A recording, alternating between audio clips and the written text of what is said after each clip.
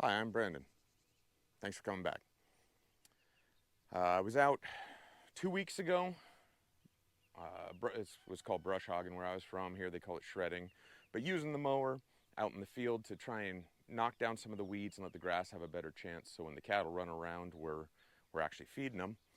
And in this scrubby underbrush stuff where I was going, managed to find a sniper in the grass.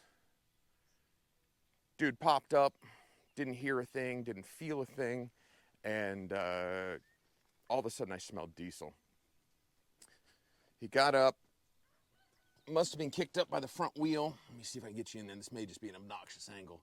And despite being plated underneath here with metal, it got up in here and smashed and punched a hole in that poly fuel tank on this 5 Series Deere, which is really a bummer.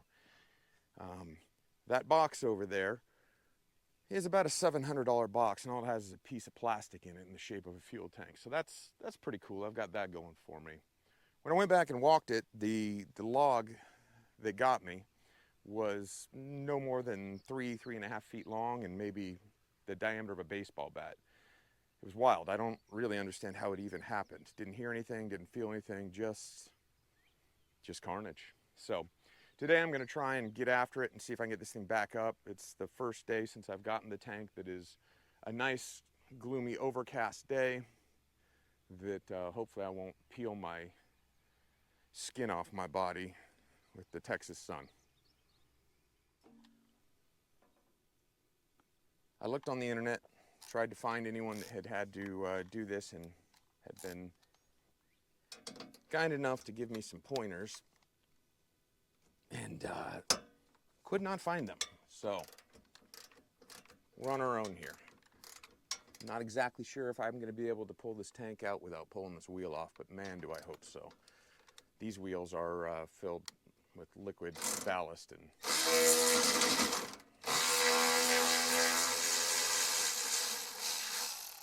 being that I'm in the middle of this field out here, I guess not the middle of the field, I was able to limp it over to this little road I have, but being that I'm on uneven terrain, I really don't want to deal with lifting a, 900,000 pound tire. I'm old and broken. I was lucky enough to get a bad back and a busted knee from Uncle Samuel, so hopefully I won't have to do any of that.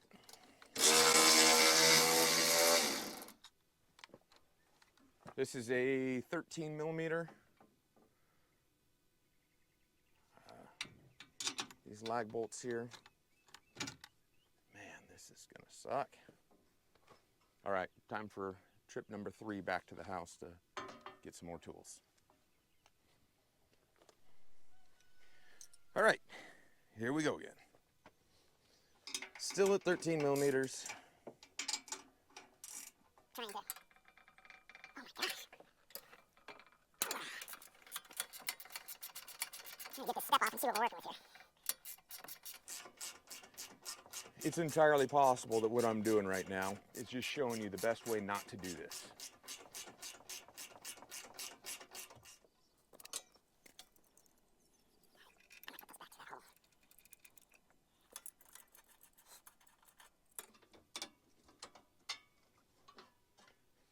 Hey, success.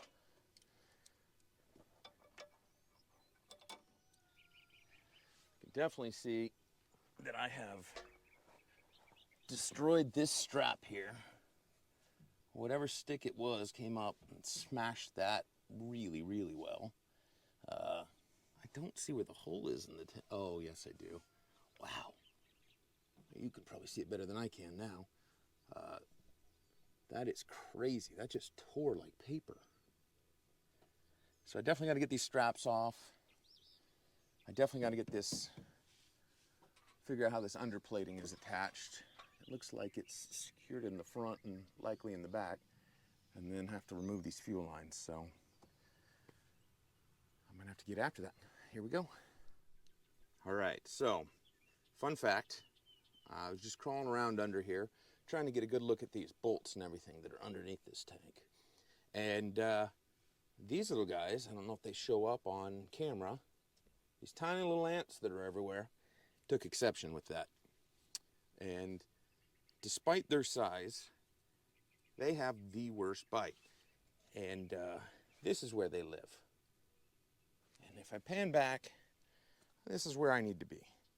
So that's cool. I've got that going for me too. It's turned out to be a pretty good morning. New plan is to see if we can repurpose this box and use it for something to lay on. Hopefully avoid some of those ant bites. So I'm gonna set you down right here. This thing is awesome. It's made by Cobra Tech, a Texas company here, and I use the crap out of it. I paid for it.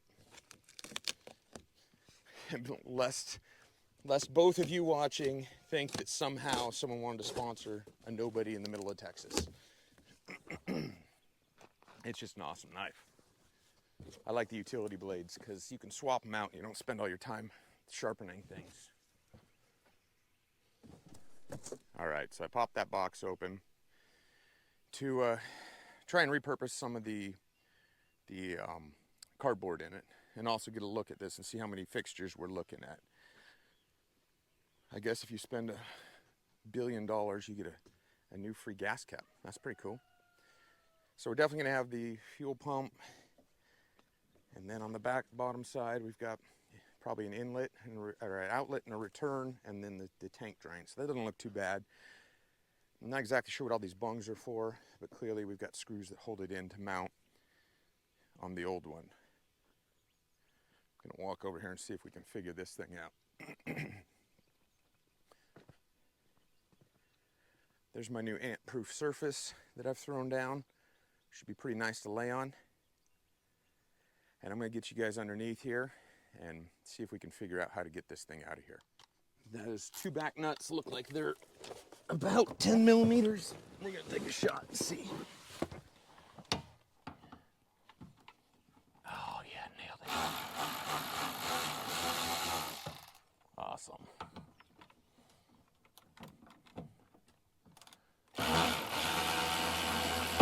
Oh, all right, that strap's clearly bent, so we have to deal with that later. All right, so here's the two bolts I pulled out of the back. I'm just putting them into the new tank so I can keep track. It looks like I have to go hunt this little bung, and then these three on the top inside of the tank. I'm not exactly sure how we're going to get to those, but we're going to give it a whirl. As we get back underneath here, we can see the bracket that is bent. I guess I bent it.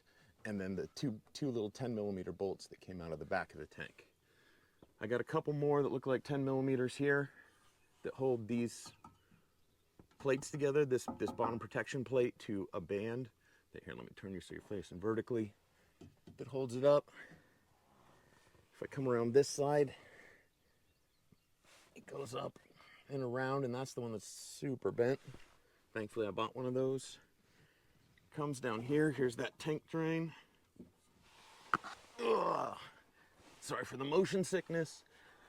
And then more of these bolts that seem to hold this underbody protection together more than anything else.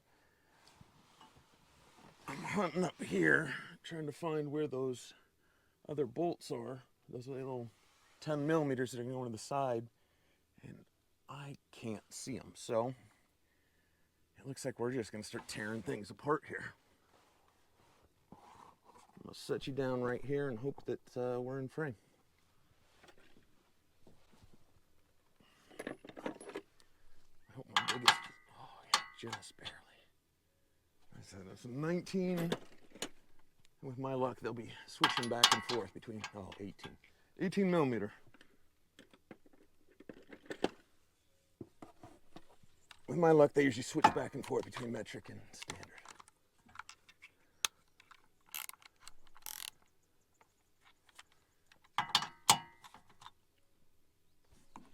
gosh. Ugh. I'm gonna need a breaker bar.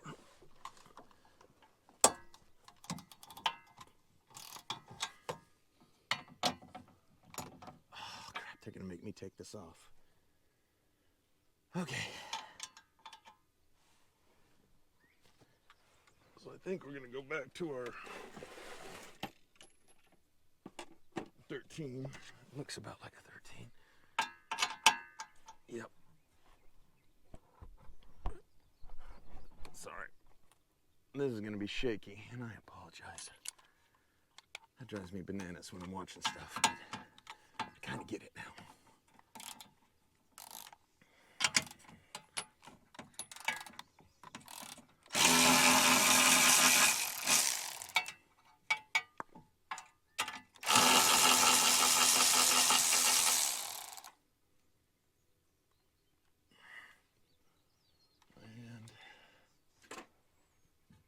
So we got those two 13s out. And then moving over here, I got these two little guys, and this plate should come off, in theory. Don't mind the spider webs. This thing's been sitting in the field for a couple weeks while I've been waiting for parts to arrive, which is pretty cool. It's always good for equipment.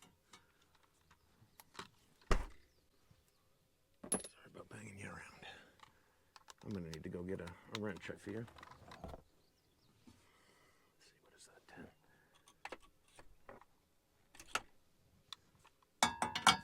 Nope, that's not what I want.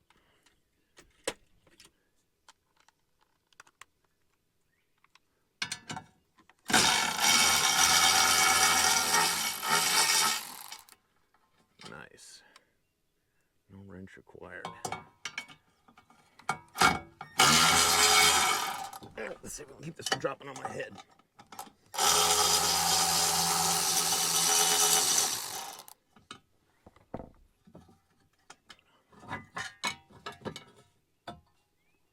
Ooh.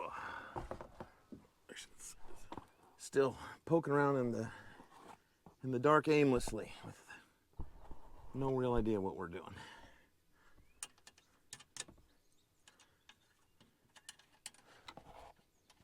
What did we say that was, an 18? Sorry for all the grunting and groaning, but I'm getting old.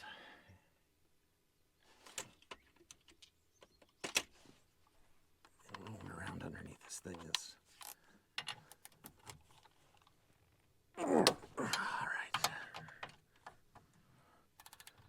we got those two loose.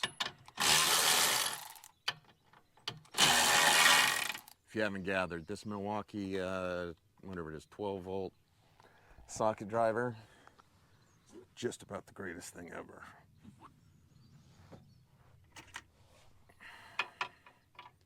All right, and we have those two 18s, and then looks like a 13, a 13, and a 13 over here.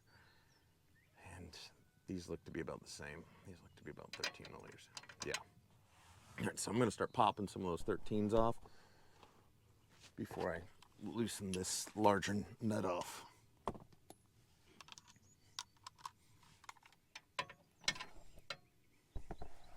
Not sure how wide the field of view is, so sorry about the shakiness and moving around constantly.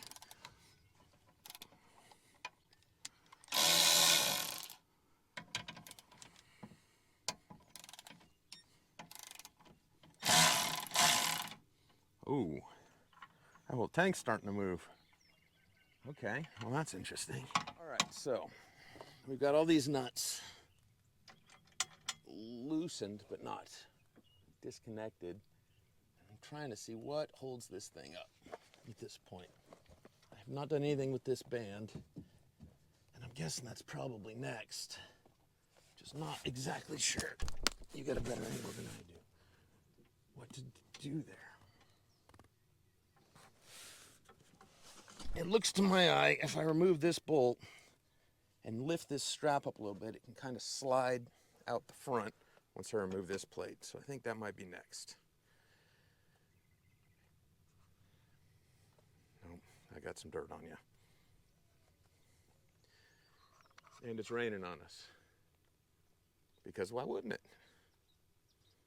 So, temporary timeout, and I'm going to see if I can get repositioned. Just for grins, this bolt on the bottom of this strap, they threw in a 16 millimeter. Because why would you stick with the theme you had going of 13s, 18s, and 10s?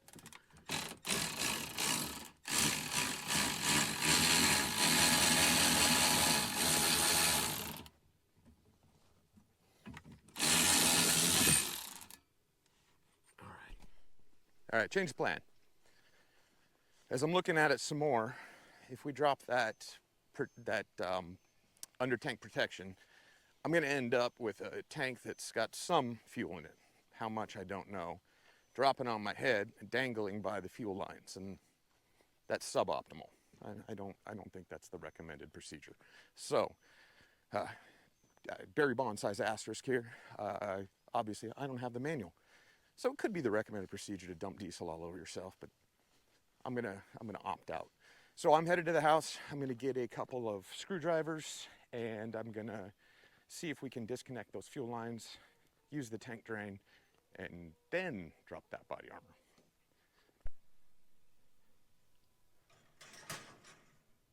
All right, so trip to the barn, got the bucket for petroleum products. Trip to the garage, got a screwdriver, and we're back in business. I also got a pair of these here gloves so I can put them on my hands, and as the fuel runs down, it doesn't absorb into my skin, and instead goes into my sleeves and absorbs into my arms, just like the professionals do. So let's get back underneath here. And, all right, so I'm on top of the tank, and just popping this cable to the fuel pump before I head back underneath. And I'm trying to get an eye on if there's anything else that looks important sitting on top. And as of now, I don't see anything. I believe these are both coolant lines. This is pretty exciting right here. I'll never curse the rain, especially living in the South, but I parked this tractor poorly as I limped it in so that all the rain runs down the edge and drips right about where I need to lay. That's pretty cool. All right, let's head back underneath. I'm gonna pop off the outlet, the return, drain the tank, and I think that's it. And then we'll drop this thing. All right, so I tried to decide a position that would be best to see this, because there really isn't a good one. Ugh.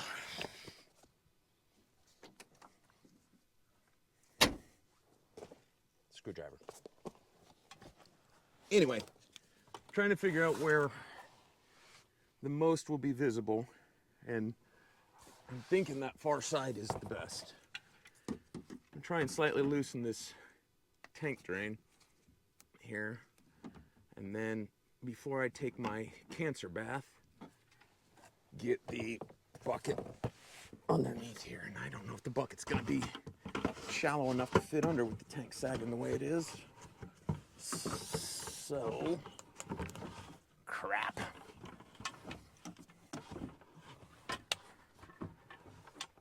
Ugh.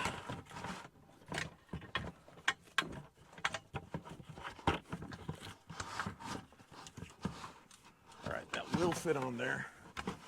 It's just gonna be a nuisance. Let's get this a little looser.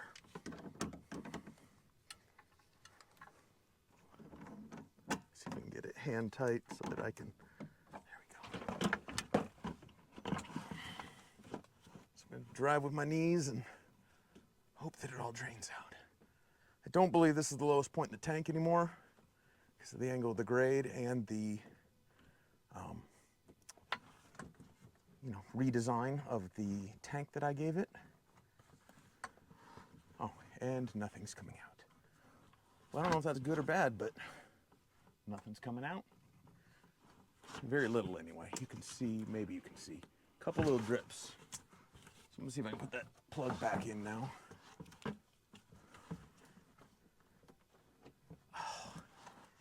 I don't think I can. All right, we're just gonna let the diesel spill.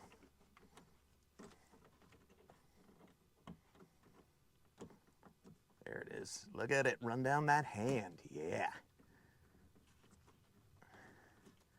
I look like a real professional wearing these gloves. But as you can tell from my skill set, that is wholly untrue.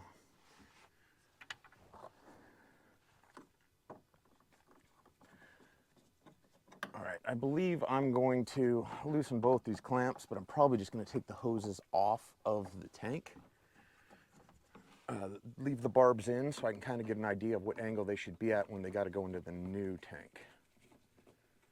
At least that's the theory right now. All right. So this clamp here is loose. And this clamp here is loose. It looks like one of those bungs we saw on the side of the tank is actually just a retainer, or two of them actually, are just retainers for this hose that runs back to this here. So when I drop it, I'm going to have to be cognizant of that. I can see this going catastrophically, but I also don't exactly know how to prevent it. So here we go. I got those 218s off. And then I think I'm gonna step out of here and see what we can do about these. I'm gonna take my ratchet and a 13 with me. Get all these sockets out of the way. So when this thing undoubtedly falls, it's not quite as bad. So as I remove this 13 millimeter bolt towards the back right here, this piece rotated right out of my way. So now I'm wondering if I can kind of not take that this armoring off, just pull this piece out and bring it this way. Let's see how it turns out. It's the worst that happens, right?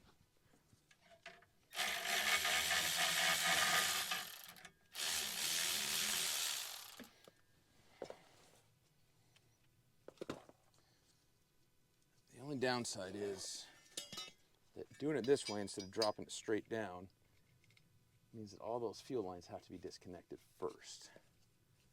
And I'm not entirely sure how we're going to do that.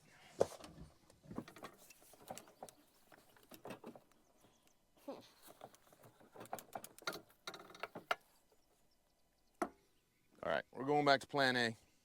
We're going to drop this. So, with these two littler nuts here, I hope you can see, I might be at a bad angle. With these two littler nuts here loose, it looks like I can just slide this back, tank and all. Or not.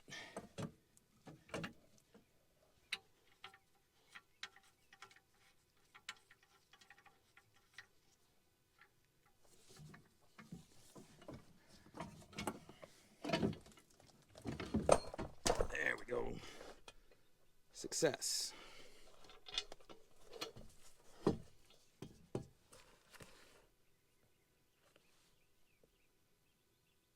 Well, we have to figure out how that went before.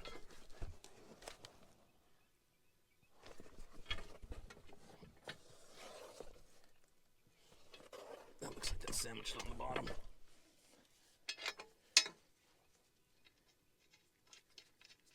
So much for being a professional.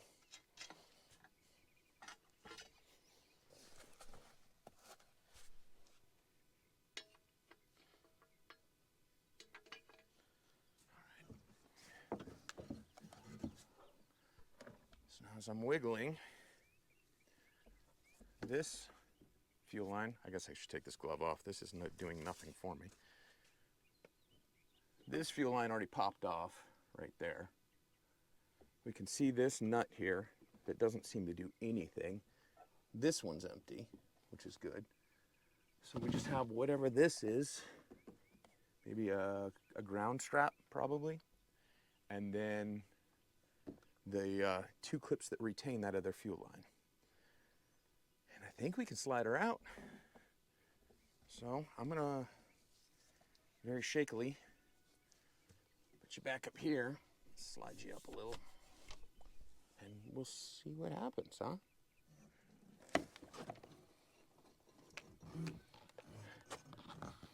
All right. So definitely gonna pull those two 10mm nuts that are, and I left the sockets underneath.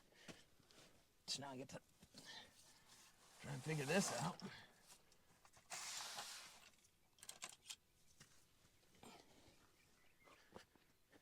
As modern manufacturers go, this is not that bad.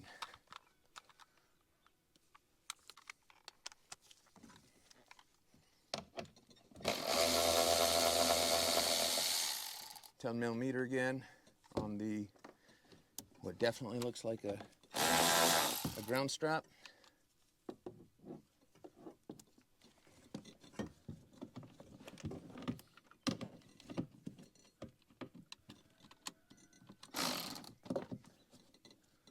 Oh no, that's something different. What is that?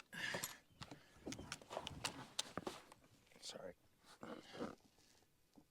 Why would you use a Phillips? So, fun fact, before you're dangling it by your fuel line, the two retainers for the fuel line that goes to that rear bung are both Phillips. So, time for another walk to the house. I've got my handy Phillips. And I also brought back a Phillips socket in case we can cheat and use my high-speed Milwaukee. Because smarter, not harder.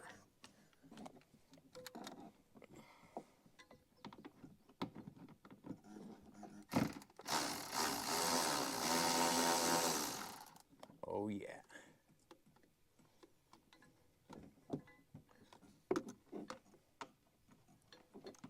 And one more.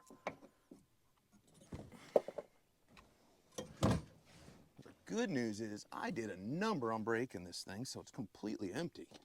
Or very nearly anyway. Which is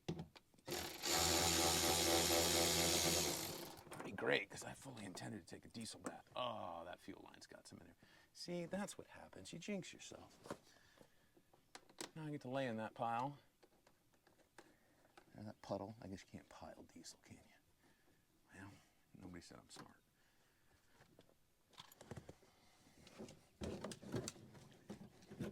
Ugh. Oh, diesel. There's not supposed to be a hole there. So when I customized this, that's clearly where the stick went.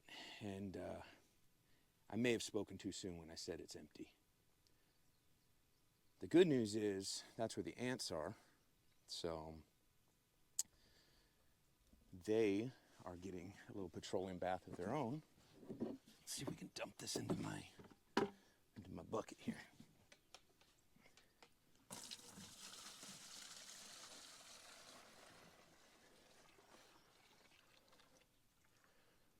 All things considered, that is all but empty. That was pretty good. Ended up with well under a gallon of diesel in there. I've got my rear fuel hose here. I'm just going to tuck this up here somewhere so hopefully we don't drain it all. Well, apparently it just is really hell-bent on draining. I got the front hose right there, ground strap, fuel pump, electrical connections, and that's about it. Here's the strap that I mangled. Thankfully, I saw fit to buy one of those. So I think the next steps are clean out a little bit of this dirt and whatnot in here. Bend this bracket back up level. Bend that back one that's really bent bad back up level. And maybe get a new piece of cardboard so that I'm not, bathing in all this delightful diesel fuel. Then we're going to take this bad boy over to its brand new twin over there and see if we can transfer fittings and couplings and all that stuff and slide her back in. Coming up on the 90-minute mark, which is really shocking for me given the number of trips I had to make to the barn, to the garage, and everything else. I would have thought I'd be more hours into this job, but I'm not, which is great. So I'm going to remove this Phillips bolt to match the 10 millimeter that was originally on it for the ground strap. I'm going to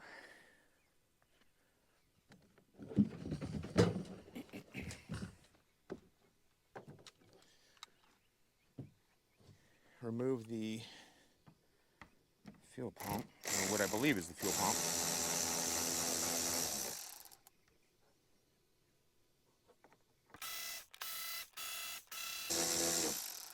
If you don't have one of these, get one. They are awesome.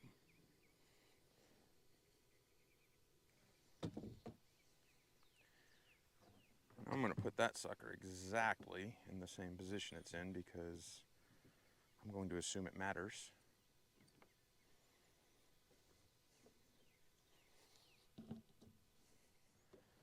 And then, being the shade tree mechanic I am, I have no idea if it matters what order you screw these in. So I'm just going to do them like you would do lug nuts, kind of a star-shaped pattern.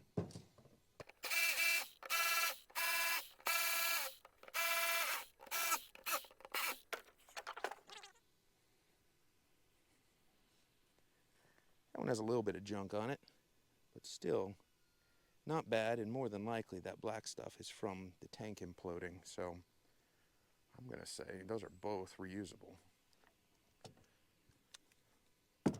Well, I'm pretty happy. So in total, I had to move over the fuel pump, and that's it. I chose to move over the 10 millimeter nut because I think these Phillips screws to hold on that fuel line are stupid. And then my old tank does have a 10 millimeter in that hole, so I may just pull it for the sake of pulling it. I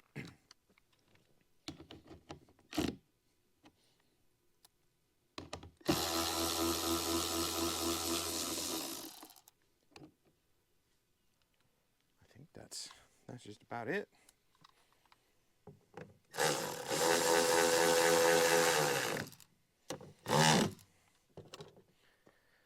I guess we're at the point where we start bending and making a new cardboard bed for me. Let's go. And I walked the fuel tank over here, came over, and had the epiphany that just like your underwear, if you turn this cardboard over, it's fresh and clean. So we're good to go. No searching for cardboard. We're back in business here.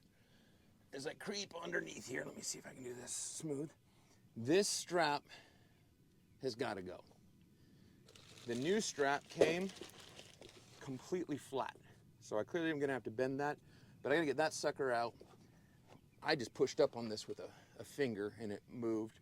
Hopefully that back one back there is going to be just as easy, but I think we're at the reinstallation point. So I'm going to try and pick an angle that might work, and I apologize if it doesn't.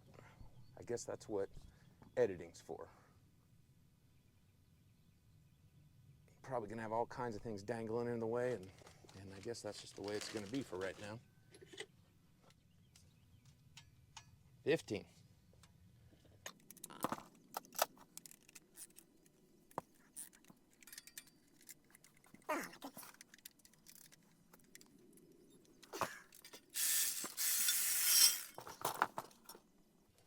All right. Now I'm left with the quandary. This little bend in here, is that supposed to be there?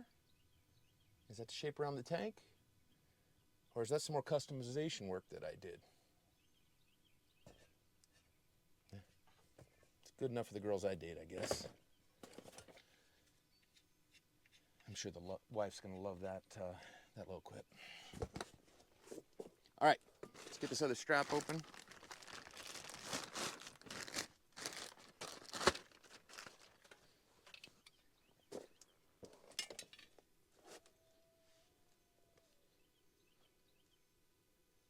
I think I was right to buy a new one.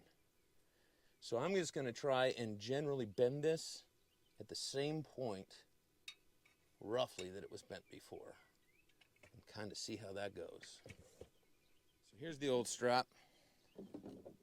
It looks like it hugged in pretty tight to this. So I'm going to shoot for roughly the same. And hope that I'm not out of my element. The good news is this stuff bends like butter. So we should be in business here. Let's put some stuff together. In the absence of the little ants, the big red fire ants have moved in. These don't bite as easily as the little ones though, so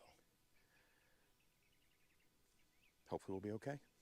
Let's get back underneath. Here is that bolt hole for that bracket. So I'm going to get that strut, and I'm going to get that bracket, and we're going to see if we can't figure this out.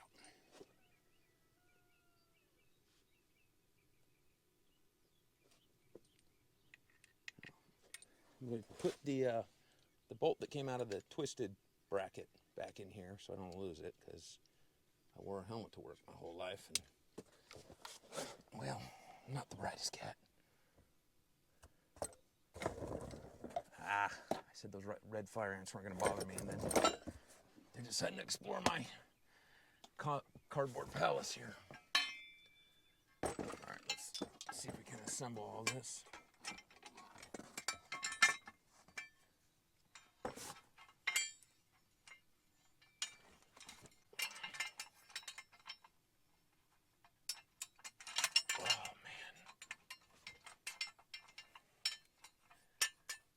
This video camera is going to be good for me. It's really going to reduce my use of colorful language in the English language.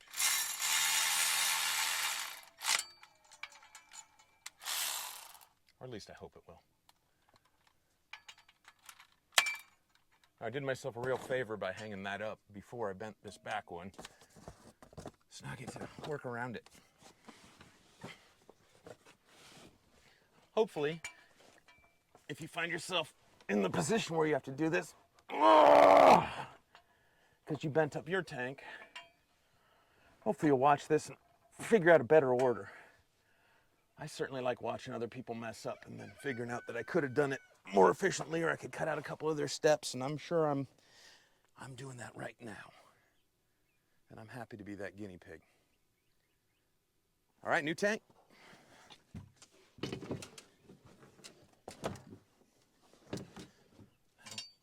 I think I gotta figure out a way to finagle this guy in there.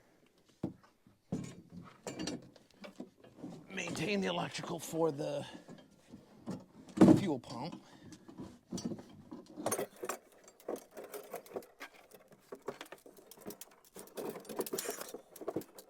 So I will say that having that middle brace loose is not at all beneficial.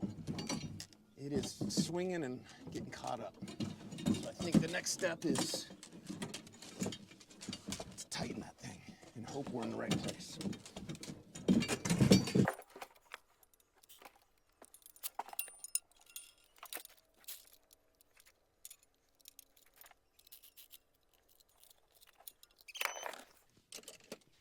I think another reason I may be having problems is I probably left those little 10mm bolts down in the bottom, and they're probably snagging a little bit too.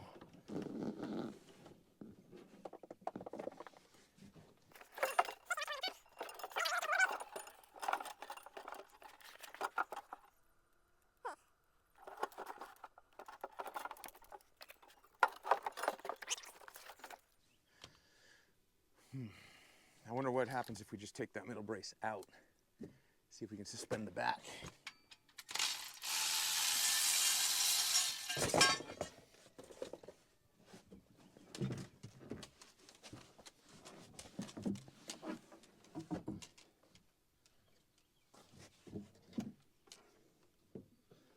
All right, if we can get that brace in, that's the move right there.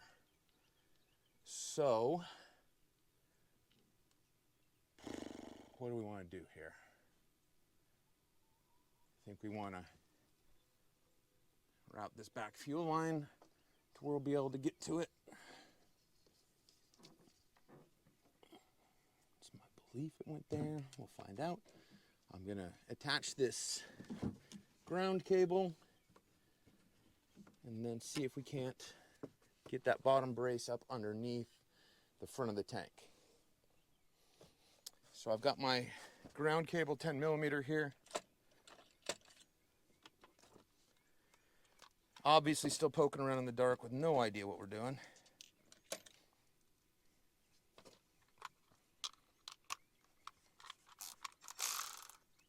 This makes this fun, I guess. So I'm gonna put that back on that back brace just enough to take the slack out of the ground cable. Feed that bolt in. I know this angle's atrocious, but like every other video on the internet, there's always a few points where you're like, what is that guy doing? Well, this is that moment. Ground cable's attached. Stick that up there. See if maybe we can't use this little ledge right here. Okay, I'm gonna be able to get to the fuel electronics after the fact. So the next big one is seeing if I can get that middle strap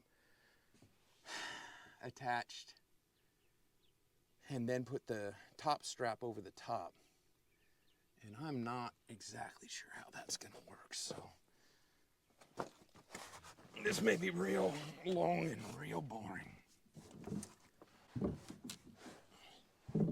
I can definitely see the bolt hole up here. Let me see if I can grab you.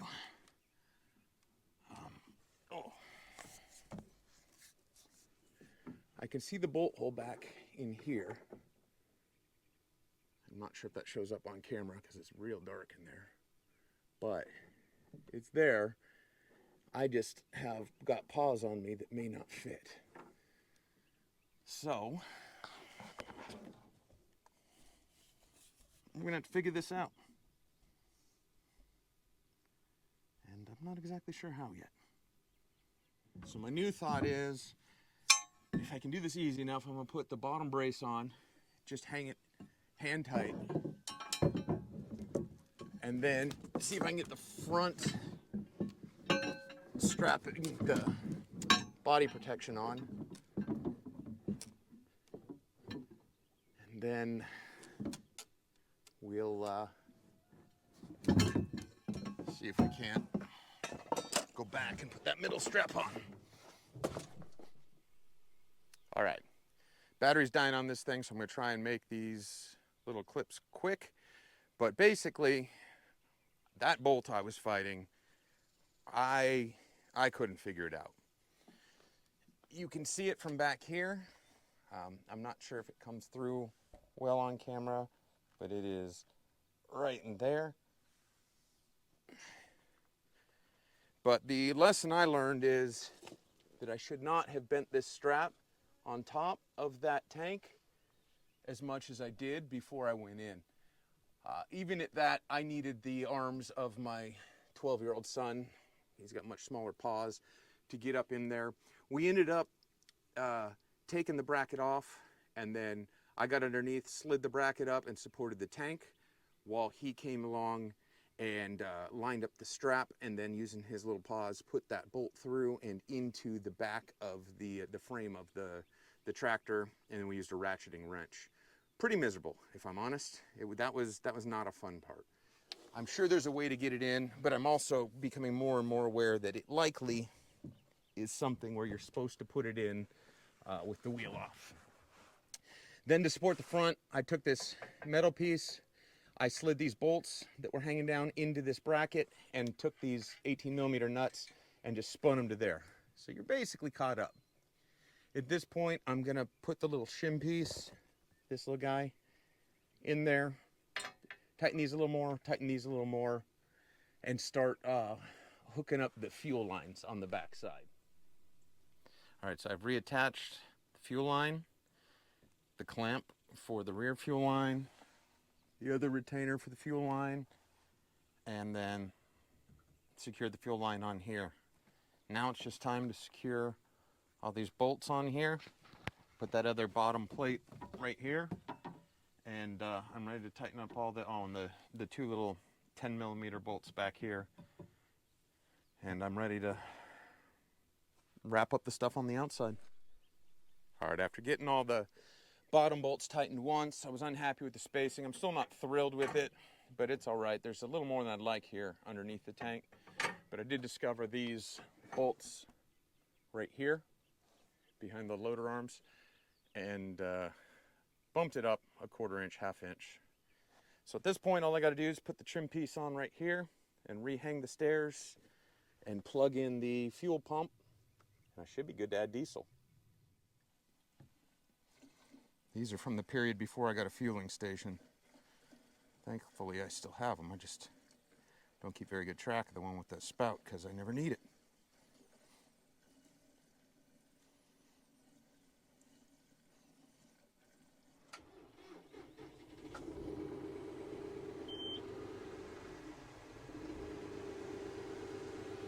Fuel starvation. Normally I would warm this thing up, but we don't have much fuel in it, so let's go for a ride.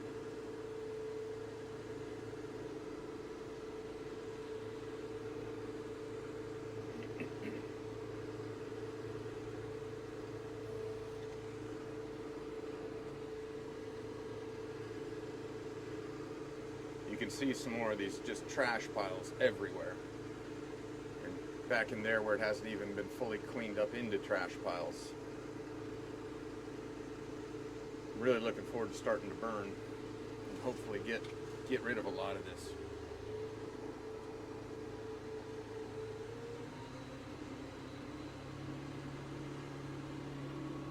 So far I don't smell diesel.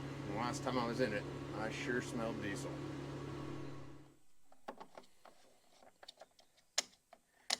Well, all in all, not too bad a project. End to end took about 3 hours from start to finish, and I had a couple phone calls in there and a couple other things that definitely could have sped up the process had I not done them. I think the big change I would do next time is not bending that top strap that goes over midway on the tank. I think that only made it more difficult. Keep it as straight as you can. You got to bend it a little, get it inside of that wheel, around the front of that wheel, but overall, it really doesn't need to be bent too much, and then you can bend it after the fact. It's super thin. I don't know what it's made out of, but it feels like tin. Other than that, I think it's pretty straightforward. No need to pull the wheel, and hopefully you never have to do this job. But if you do, it really wasn't too bad. And if you can damage your tank, do it big like I did so you don't have a bunch of diesel in it. Thanks for watching me get bathed in diesel. Make myself a little cardboard bed, and I hope you have a great day. Bye. Well, I just realized that it recorded that whole tank swap in terrible resolution, so we're going to see what it looks like. As I said, I'm figuring this out as I go. I'm going to throw away my sweet cardboard. Apologies if it does look terrible, and thanks for bearing with me as I play with this. So far, this recording thing is turning out to do what I hoped and be a pretty decent accountability tool. It's possible that I may have gone inside when it started raining earlier had I not already started recording this thing. So anyway, thanks for holding me accountable. Hope you have a good one. Oh, and I will never turn down the rain, ever. We need it. We always need it. Talk to you later. Bye.